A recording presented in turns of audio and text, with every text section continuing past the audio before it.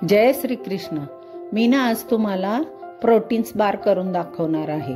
तर त्याच्यासाठी साहित्य घेतले आहे सफोला ओट्स, बारीक केलेला गूळ, तसेच काजू, बदाम, ड्रायफ्रूट मध्ये अक्रोड, मनुके, काळे मनुके, खजूर, हे सगळं साहित्य घेतलं आहे। अंजीर पण घेतले।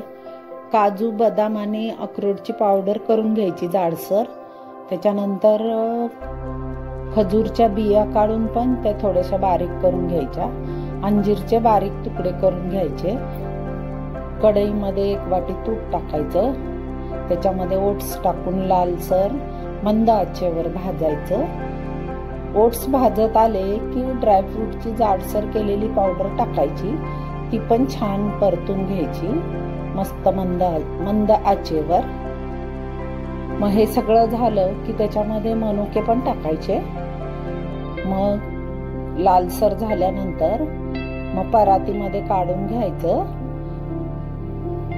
आणि 1 ग्लास पाणी टाकायचं। पाण्याला चांगली उकळी आली की तो किसून ठेवलेला गूळ टाकायचा।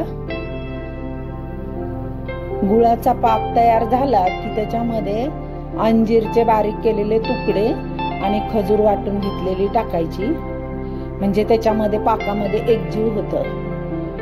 आणि मग 1 तारी पाक झाला की त्याच्यामध्ये हे सगळं मिक्स केलेलं साहित्य टाकायचं आणि परातीला तूप लावून अगोदरच ठेवायचं।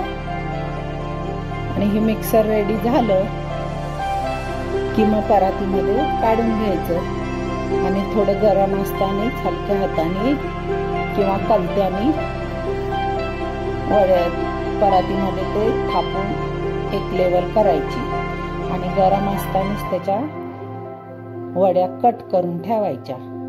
मग थंड झाल्यावर ते आपोआप निघतात। अशा प्रकारे हे प्रोटीन्स बार करायचे। बघा, करून बघा तुम्ही रेसिपी। आवडली तर सबस्क्राईब करा, शेअर करा, लाईक करा,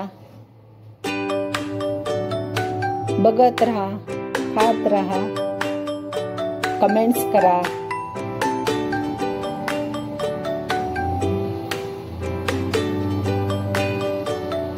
रेडी आहे का प्रोटीन बारच्या वड्या?